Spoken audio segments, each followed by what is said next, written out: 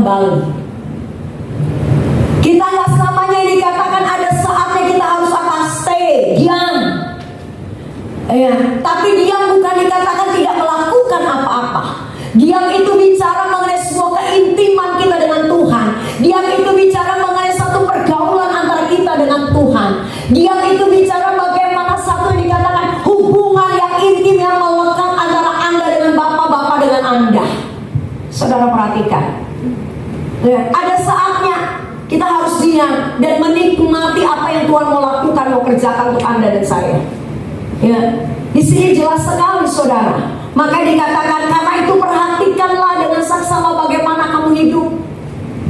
Ya, ada yang protes, ada yang cembetut sama saya, ada yang marah sama saya. Ya, saya itu, saudara, apa ya, mau dibilang ya galak. Saya cukup bergaul, saudara, gaul sekali. Gaul banget gitu. Kalau minggu yang pertama, saudara, setiap minggu itu saya harus hafal 10 ayat mas. Makanya mungkin kalau di gereja Bethel Indonesia kurang pembagian kelas itu kurang untuk anak-anak sekolah minggu, saudara. Di dalam roh itu nggak main-main, saudara, untuk anak-anak sekolah minggu. Dan saya bersyukur anak-anak remaja saya, anak-anak sekarang mereka udah jadi, saudara, pendeta-pendeta, udah jadi yang dikatakan majelis-majelis gereja. Tapi tetap aja kalau ketemu saya ya panggilnya Cici Koko, ya cium-cium, saudara, karena memang kedekatan kami, saudara. Ya seperti itu. Dan ini, saudara, bicara mengenai apa, saudara? Limit waktu.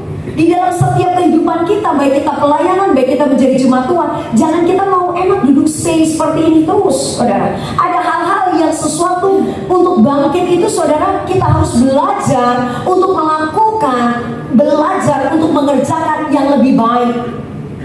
Yang lebih baik. Dan saya percaya waktu kita lakukan semua, tak ada yang mustahil, saudara. Itu janji Tuhan. Saudara, penyanyi-penyanyi kafe juga suaranya luar biasa.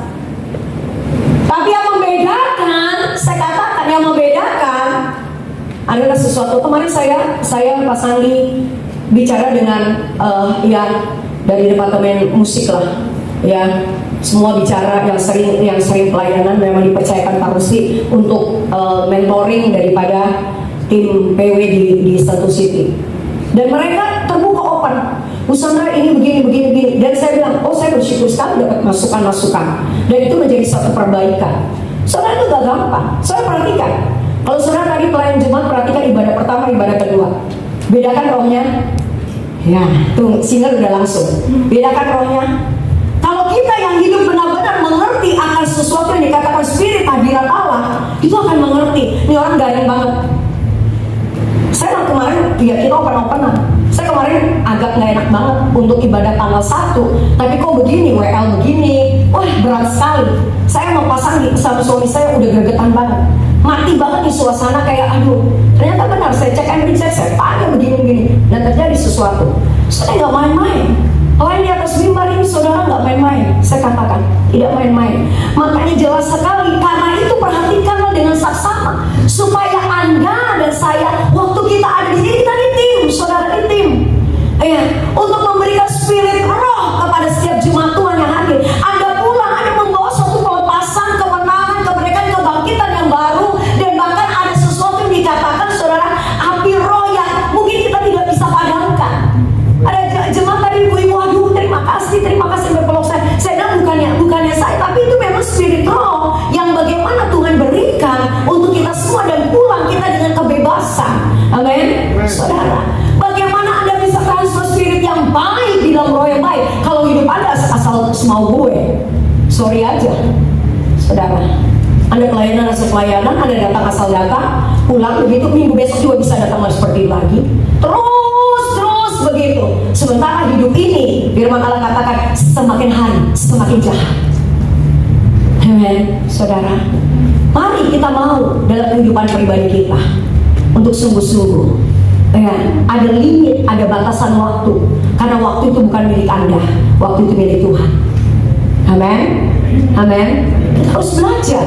Yang kedua, yang tadi saya kayak kemarin saya besuk ke salah satu pelayan jemaat yang saat ini baru kemarin ya operasi karena di livernya ada sesuatu hal ya, terus dia langsung mikir, aduh Bu Sandra tolong doakan biaya segala macam, wah segala macam lah dia mikirin, pokoknya yang paling utama biaya karena tidak bisa pakai BPJS dan sebagainya. Saudara, saya langsung tersenyum.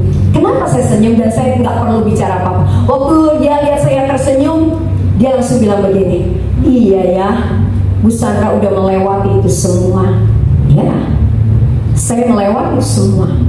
Mengerti kehendak Bapak itu, saudara, itu memang tidak mudah. Saudara, tidak mudah. Saya pun mengalami proses itu. Tahun 2021 begitu buat saya adalah sebuah hal pembelajaran bahwa Tuhan tidak pernah tinggalkan kita. Dia Allah Immanuel. Kau kuatkan pada saat kita dalam keadaan lemah. Saudara, tidak ada satu orang pun yang datang, termasuk mungkin keluarga besar kita. Karena memang keadaan COVID gak lagi parah-parahnya, lagi istilahnya saudara yang tidak gampang istilahnya ya. Dan suami saya harus mengalami serangan jantung kedua. Saudara, itu bukan biaya yang gampang, tidak ada pelayanan. Hidup saya sampai hari ini oleh karena iman dan oleh karena berkat daripada kemurahan Tuhan, saya ada. Dan saudara, saya mau katakan waktu kita taat dan setia, saya yang menangis, saya aja besuk suami saya di ruang ICU itu nggak boleh dibatasin. Jadi kalau visit dokter aja, saya begitu dokter ini saya buru-buru gitu. Begitu itu suruh tunggu dulu, saya liatin apa yang diperiksa. Itu cuma dari kaca, begitu dari pintu dan suami saya itu di kaca. Saya cuma begini gitu, kayak bahasa dewa saudara. Gitu.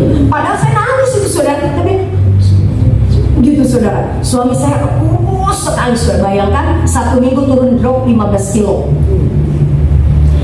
Benar saudara. Sampai saya mendampingi suami saya ya di ruang ICU dipanggil. Itu disangkai saya itu saudara anaknya, anak paling besar. Bersyukur berarti saya awet muda sekali.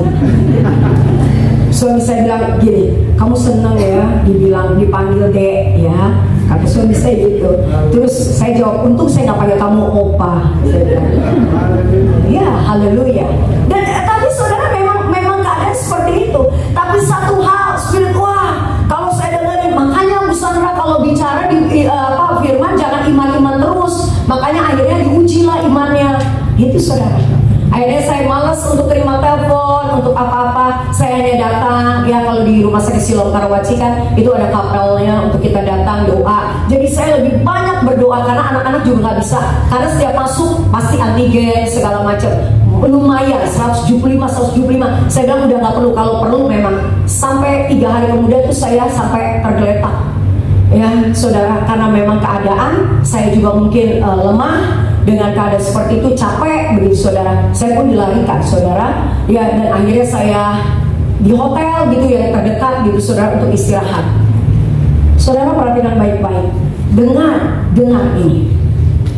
Kadang-kadang kita suka kecewa dengan Tuhan, kita suka kecewa dengan manusia, kita suka kecewa mungkin dengan hamba-hamba Tuhan, pelayan-pelayan Tuhan. Dengar baik-baik, garis bawahi dalam kehidupan pribadimu. Kalau engkau menjadi pemenang, bahkan lebih daripada pemenang, ingat Tuhan itu Allah yang hidup. Kisah para rasul mengatakan dia Allah yang bergerak. Dia tidak pernah dia tertidur dan tidak pernah dia diam. Dia tahu apa yang menjadi keperluan kebutuhanmu. Kalau hari ini mungkin kau menangis, hari ini kau katakan, Bu Sandra, saya pun belum dijawab oleh Tuhan. 300 lebih yang harus saya bayar. Deposit aja 90 juta. Saudara perhatikan, dalam keadaan COVID tidak ada pelayanan secara jadwal, tapi untuk pelayanan bisa saja apa saja kita bisa kerjakan buat Tuhan, dan itu tetap saya lakukan. Di tengah-tengah COVID pun tetap saya melakukan pelawatan dan sebagainya, karena saya tahu jemaat butuh hamba-hamba Tuhan. Saudara perhatikan, begitu saya lakukan itu, Tuhan tidak pernah berhutang. Waktu saya menangis di hadapan Tuhan, saya cuma katakan, Tuhan, begitu banyak orang yang mungkin ya ingat saya, tapi cukup hanya mengingatkan. Makanya Bu Sandra jangan pakai iman-iman melulu, lihat dia diuji imannya. Kayaknya sedih. Saudara, di tengah-tengah kita sedang membutuhkan support, kita sedang membutuhkan dukungan, tetapi ada banyak seolah-olah mengenyek. Tapi saya mau katakan, hei iblis, diam. Saya tetap bangkit dan saya percaya. Saya tidak berharap kepada manusia, saya tidak berharap kepada mungkin yang dikatakan ya rekan-rekan sekerja. Saya hanya berharap kepada Tuhan yang saya tahu Tuhan tidak pernah tinggalkan saya. Yes, tepuk tangan buat Tuhan. Saudara, itu tidak gampang, tidak mudah. Begitu saya masuk dalam proses itu, orang-orang melihat, bahkan begitu suami saya keluar dari rumah sakit, begitu banyak pekerja yang datang ke rumah. Saya bilang, sorry, suami saya tidak boleh ketemu dengan orang dulu di atas, dan saya mendampingi. Ibu sadar bagaimana itu bayar rumah sakit 300 juta, itu mahal sekali. Dalam hati saya cuma katakan gini, itu pikiran manusia. Mobil katakan 300 juta lebih, tapi Tuhan bisa mencoret dan menipiskan itu semua dengan cara Tuhan. Yang gak pernah sampai hari ini saya gak kenal siapa orang itu yang membantu saya. Yang saya tahu cara Tuhan itu dahsyat dan tidak pernah terlambat.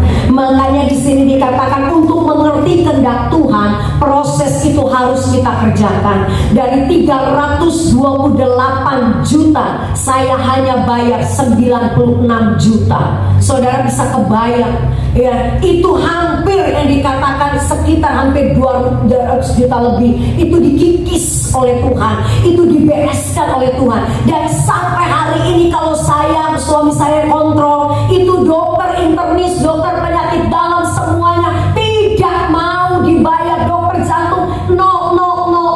Untuk apa? Dokter yang gak pernah kita pikirkan, yang gak timbul dalam hati kita ya, Tuhan siapkan, sediakan yang terbaik. Kalau saya mau saksikan terlalu panjang, terlalu banyak berkat-berkat Tuhan. Makanya saya katakan di sini, ayo jemaat Tuhan, ayo para pengerja, ayo hamba-hamba Tuhan, yuk sama-sama kita mau bangkit di tahun 2023. Kita percaya ada banyak perkara-perkara besar yang Tuhan sedang siapkan untuk Anda dan saya.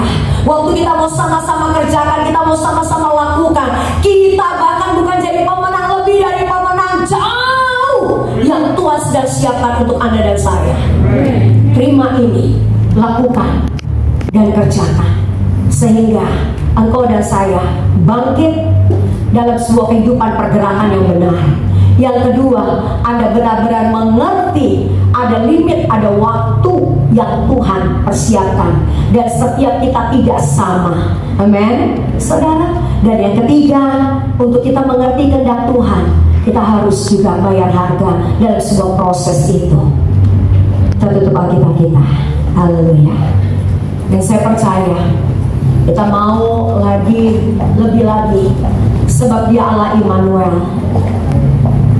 Kita naikkan pujian tadi, Engkau Allah Immanuel. Kau buatkan pada saat kita mengalami sebuah kelemahan, Engkau langkah hidup kita. Dan bagi Tuhan gak ada perkara yang mustahil. Kalau Bapak Ibu saat ini datang mungkin dengan segala beban, Bapak Ibu datang mungkin dengan pergumulan yang belum terjawab di tahun 2022. Mungkin saat ini kau datang dengan sakit penyakit. Mungkin ada keluarga besarmu yang saat ini dalam keadaan berbaring di rumah sakit atau di rumah. Atau mungkin Anda punya pergumulan dalam bisnis usaha yang saat ini dalam keadaan lesu. Saya mau katakan, Tuhan adalah akar segala akar, sumber segala sumber. Dia yang akan memberkati Anda di tahun 2023. Dia akan mengerjakan segala sesuatu yang jauh, yang tidak pernah bisa dipikir dan diperkirakan oleh manusia. Itulah alammu yang bergerak. Haleluya.